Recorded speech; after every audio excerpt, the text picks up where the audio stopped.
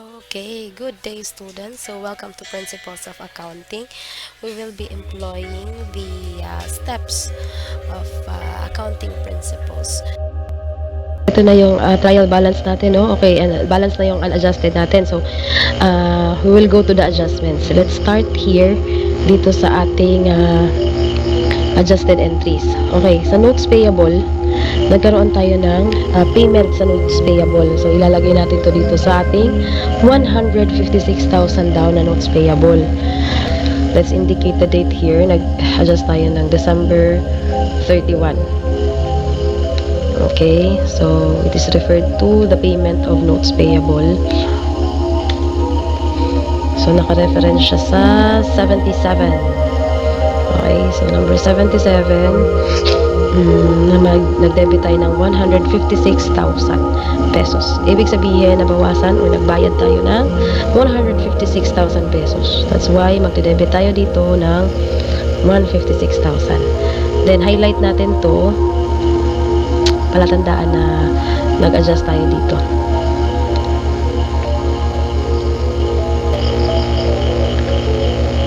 Okay.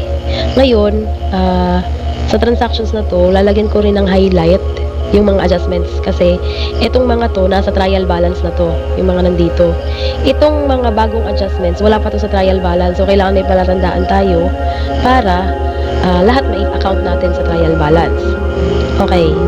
Pardon my mic, no, kasi medyo may ugong siya. Bali, huwag din pala kayo mamblema if ever na maubos na yung isang page ng journal. Sa next page, babalik din kasi ulit yung pinakaunang linya or row sa 1. Don't worry kasi yung referencing natin, kahit bumalik yan sa 1, yung date naman yung magiging first na basis. So, hanapin mo muna yung December 31 and then yung row number para makita mo yung referencing mo, no? So, ayan. I hope you get it. Kasi sa journal, since it's a notebook, in every page, yung nagsisimula yung first row sa number 1. Okay? Ikaw yung basis mo, aside from the row number, which is this one, yung date, yung next basis mo. So, dito, ayan, that's for payment, notes payable, then sa cash. Okay? May adjustments na tayo sa cash. Ang maganda sa Excel, you can add columns. Okay? So, this is December 31. Nag-credit ka ng payment sa notes payable. Ayan. 78. That is worth 156,000.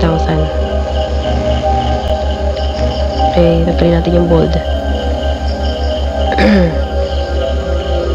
Okay, done. Next is the depreciation expense. We proceed to our depreciation expense. Dito makikita natin wala pa tayong depreciation expense. Okay? Since adjustment kasi yung depreciation expense. So we have to add another ledger para magkaroon tayo ng depreciation expense.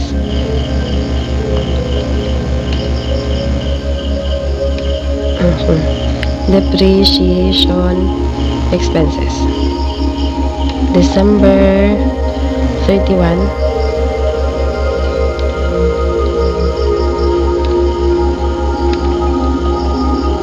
Okay, this is number 81. Debited 5,400. But since this is a adjustment, wala pa siya doon sa trial balance, lagyan natin siya ng palatandaan. Next is the accumulated depreciation. Ayan. Klase accumulated depreciation, usually accumulated depreciation is added, another column to na nilalagay sa balance sheet. So, si accumulated depreciation is not a temporary account kasi pinapasa yan year after year para makita kung ilan yung accumulated depreciation. So, since si accumulated depreciation, nakikita yan usually below the equipment, so it belongs doon sa asset na side or asset na category or asset na section ng ating A plus LOE. So, ilagay natin siya dito sa taas. It belongs sa asset side. Accumulated depreciation. Since this is also an added, what do you call this? Depreciation. account. So, lagyan din natin yan ng ng highlight. Kasi yan, wala pa yan sa trial balance. Okay, so si accumulated depreciation, makikita natin,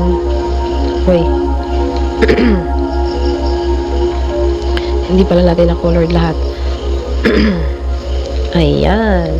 Okay, accumulated depreciation dated December 31.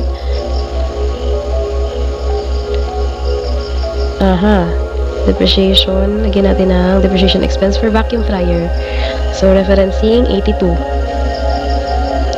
Since this is a credit account, normal balance, lagyan natin sa normal balance niya sa credit, yung amount ng depreciation for the year. Okay, that's it. Next, accounts payable. So, we already have accounts payable. It belongs here, below the asset size. So, accounts payable, ayan. So, highlight natin again itong side na to because this will belong to the adjustments. So, December 31, yung accounts payable natin ay nabawasan o nadagdagan. Okay. Nabawasan. Dahil nagbayad tayo kay 3 Marys, 85. Since accounts payable is a credit normal balance, ayan. Kaya yung pagkabawas niya sa debit side, 300,000. Okay, ayan na tayo ulit mag total ng balances niya. Sa cash naman, ayan class. Cash. Dito tayo sa number 86, December 31 din. Di na ako naglagay ng date since parehas lang na December 31. So, this is the payment to 3 Marys. So, lagyan natin ng paid account to 3 Marys. 86. So, this is a credit to our cash dahil nabawasan yung ating cash ng 300,000. Ayan. Perfect. Next, cash. So, ayan o. As you can see, madadagdagan na yung columns natin ng cash. Ilan pa ba yung madadagdag sa cash? 1, 2, 2. Okay? Sige, kahit isa lang. Above. So, sa cash natin, payment to 3 Marys. Ngayon, another thing is this Green Solutions paid its obligation. Nakatanggap naman tayo ng bayad ni Green Solution. That's why, sa 89, nag-debit tayo ng total amount na binigay ni Green Solution. Ayan. And then, bad debt expense. So, as you can observe, wala pa tayong bad debt expense. Kasi this is an adjustment. So, we will be adding another type of expense which is an adjustment. Kaya ito na yung ikakopy natin dahil colored na siya. So, let's indicate bad debts expense.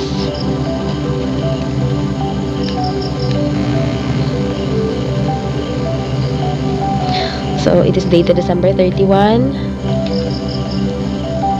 Green Solution. Ito yung bad debts ng Green Solution. So, Green Solution. No. Let's indicate bad debts from Green Solution. Okay? It is worth 2,000 pesos. So, it is referred to 90. Reference number 90. Worth 2,000 pesos. Next class is the accounts receivable. So, class yung accounts receivable naman natin, na credit naman siya. So, nandito yung sa taas. Accounts receivable. Ayan. So, December 31, may adjustment tayo na payment ni Green Solution. So, with that, 91, lagay natin yung credit dun sa ating receivables. Okay. Ito na yung adjustment natin, no? 650,000. Again, let's highlight this row since this is an adjustment. Yan. Next class is the prepaid expense. So, do we have any prepaid expense in our list of expenses. Okay, prepaid expense. Prepaid rent expense to. Prepaid rent. Budget expense, depreciation, utilities, repair, dividends. Wala pa, salaries expense. Okay. I think we have to indicate prepaid rent expense. Okay. So I will be adding another ledger which must be entitled as prepaid rent expense. So with the same date, December 31, this would be the accumulated prepaid rent. The reference number is 96, debited of about 72,000 pesos for that year. Okay, perfect. Next is the prepaid rent. Ayan, so prepaid rent, meron na tayong prepaid rent dito. Obviously. Okay. Ayan, may prepaid rent tayo. So, dated December 31, yung adjustment natin ay accumulated prepaid rent. No,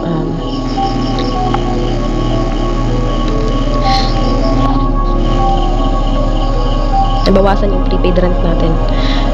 Okay. Paid rent in advance. Accumulated prepaid rent pa rin siya kasi na-debit nga eh. Na-credit. So, this is 95, reference 95. And, na-credit yung ating prepaid rent na 72,000. Next class is the payment for the next year. So, nalagdagan yung prepaid rent natin ulit. December 31, yung paid rent in advance for 2025. So, 98. Debited 72,000 again.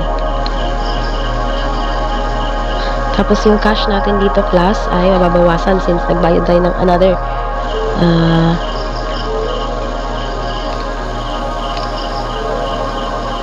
nagbayad tayo ng another rent. Okay? So, advance payment yan. So, this would be 100. Oh no, 199. Worth 72,000 pesos. Journal.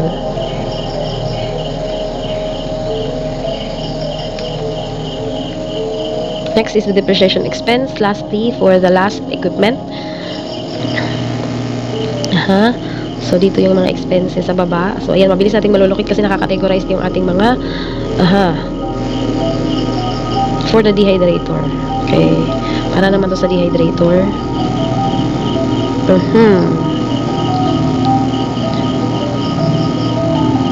So, this is 102.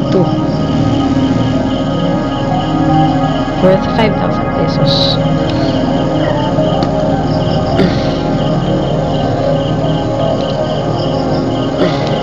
Ayan.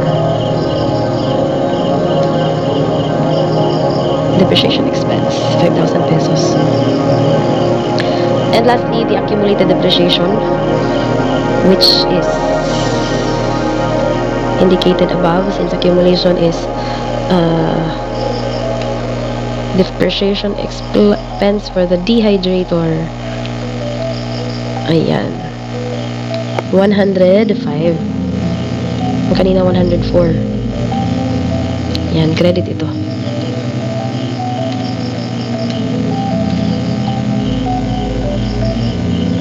And then after this,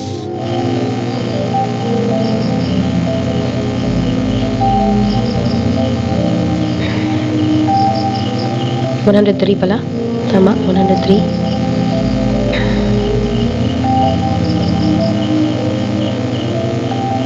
Hindi siya 105. 103.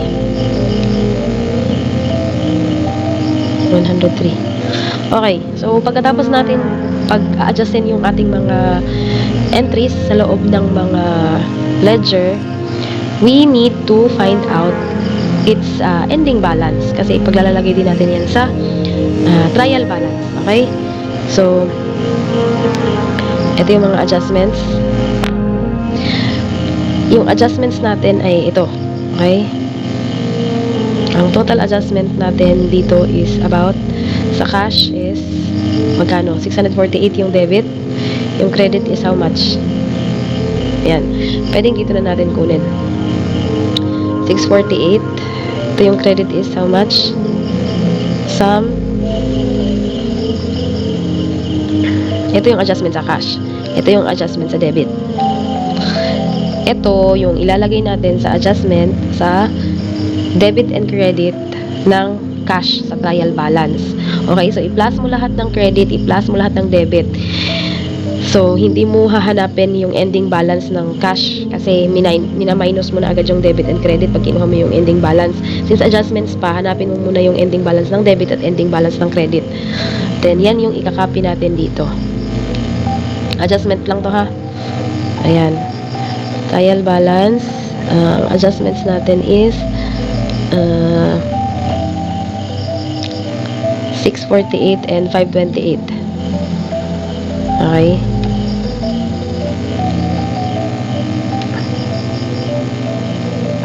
Okay, values.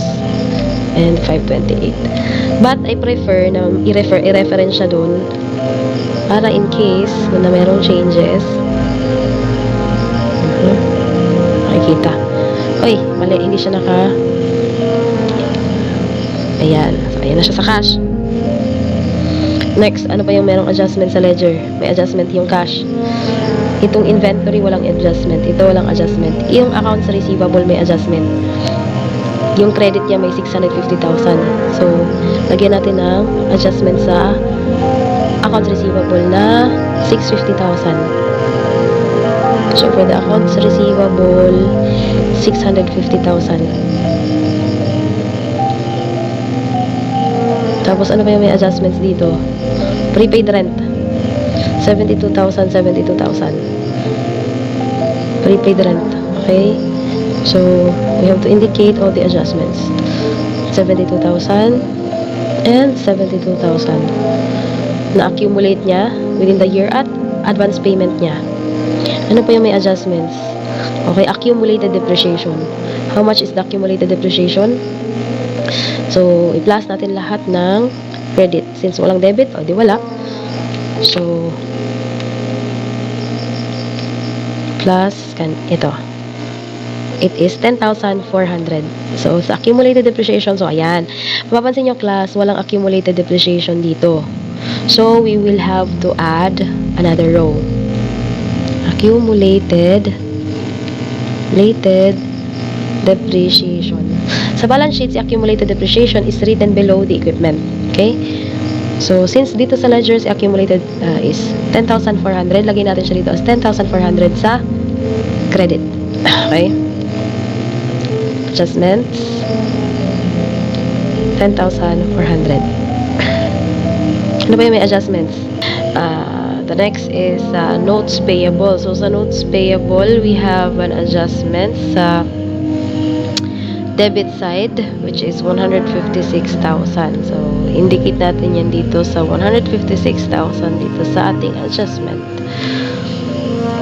Adjustment na column sa debit side. Next is ano pa yung may adjustments? Accounts payable. Sa debit side naman, wala sa credit side. So, sa trial balance, punta tayo sa accounts payable. Okay, lagay natin yung total adjustments ng debit side. Ano pa? Wala na. Dito naman sa baba. Ay, ano naman yung may adjustments dito? Okay, first and foremost, the depreciation expense. So, total natin, magkano lahat? Depreciation expense is 10,400. So, sa trial balance natin, walang depreciation expense. So, lalagyan natin ng depreciation expense. So, total of 10,400 na debit.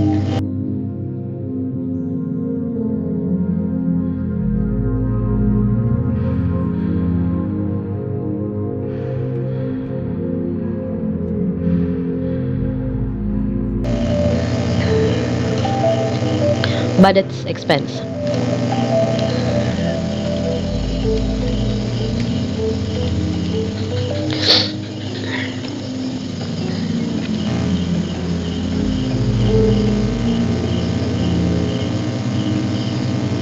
Sa budget's expense, meron tayong na-debit na 2,000 pesos.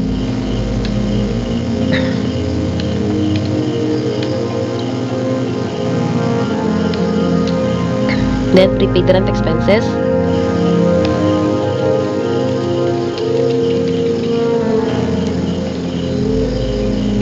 Debit na 96,000. Okay? Ano pa yung may adjustments? Wala na. Okay, ngayon nakuha mo na lahat ng adjustments. Ito total natin lahat ng adjustments. The adjustments to come up with the adjusted trial balance, what we have to do is that we add up all the debit sides and we add up all the credit sides. Instead of adding the debit and the credit, focus first on the debit sides.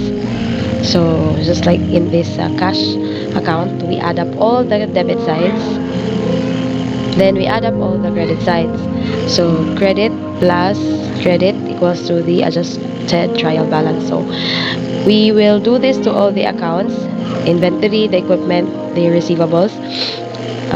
You can use calculator, but as for me, I will use simply the Excel, so I can just drag up all this.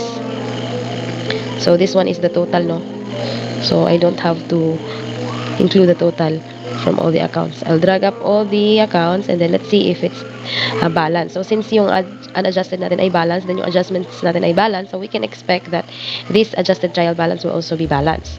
So ayan, balance siya. However, you can see there are accounts na double yung entry. Like dalawa, meron pa tayong debit, may credit. So we will have to come up with only one, either debit or credit. So i-minus natin lahat ng na-credit doon sa debit for us to get the final balance of this account.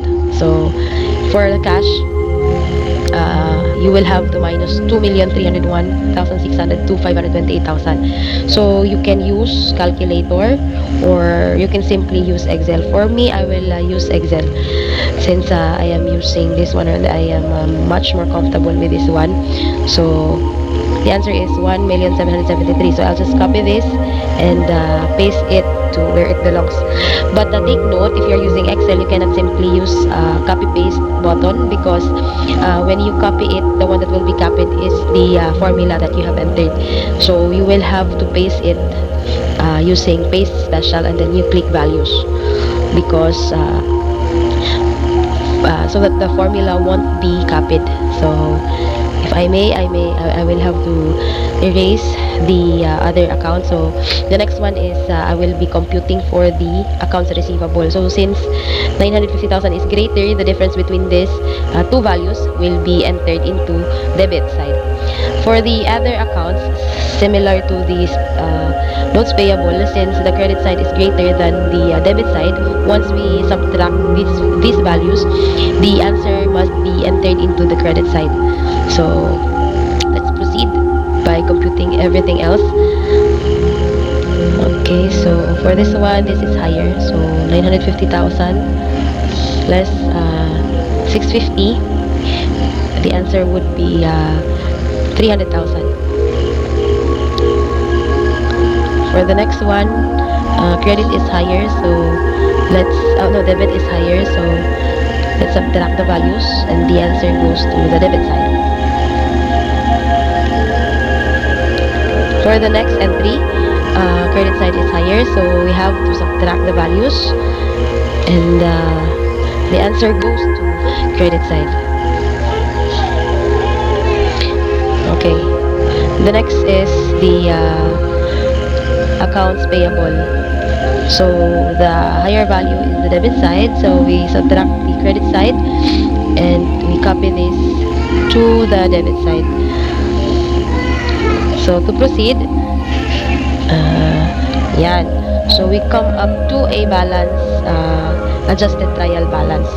So these entries are all complete, no? As you can see, but these accounts must not be reflected to income statement. Not all of this must be reflected to income statement, since income statement reflects only the revenue and the expenses. We'll have to look at it. We'll have to determine how much is the net income. So all the revenues and the expenses must be reflected in your net income, in your income statement, and all of the other accounts must be reflected in the balance sheet. And for the withdrawals, it is reflected in the statement of equity.